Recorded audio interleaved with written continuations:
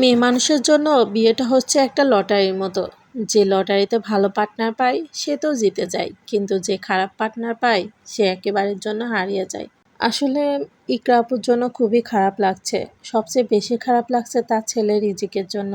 বাচ্চাটা এতিম হয়ে গেল।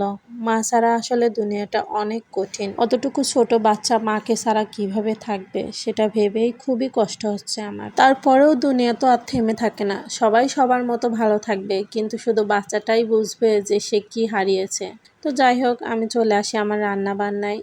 এখানে আমি অনেকগুলো মশলা একসাথে ভেজে নিয়েছি, গুঁড়ো করে রেখে দেব, কেননা বারবার গুঁড়ো করা একটা বিরক্ত লাগে।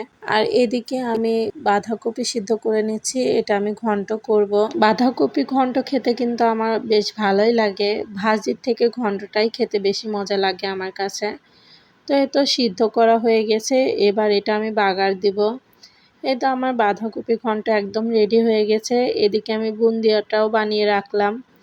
আর এখন আমি মাছ ভুনা করব, এজন্য মাছটা আমি ভেজে নিচ্ছি।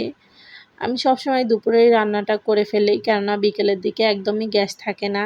এজন্য দুপুরেই সবগুলো রান্না একসাথে করে ফেলি। তো এই তো মাছ ভাজিটা হয়ে গেছে, এবার মাছের জন্য আমি মশলাটা কষিয়ে নিচ্ছি।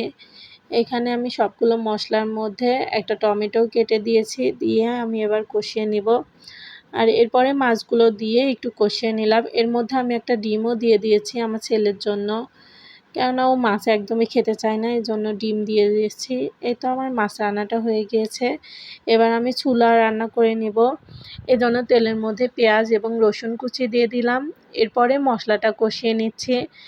আজকে বেশ খানিকটা ছোলা একসাথে সিদ্ধ করে রান্না করে নিচ্ছি। একটু বেশি করেই রান্না করছি, এটা আমি রেখে দেব ডিপ ফ্রিজে। প্রতিদিন রান্না করা ঝামেলা লাগে আমার কাছে, এজন্য একবারে একটু বেশি করে রান্না করে নিচ্ছি। আর এদিকে একটা ভাজিও করে নিয়েছি। আর এই তো বিকেলে আমি এখানে ইফতারি বানাচ্ছিলাম।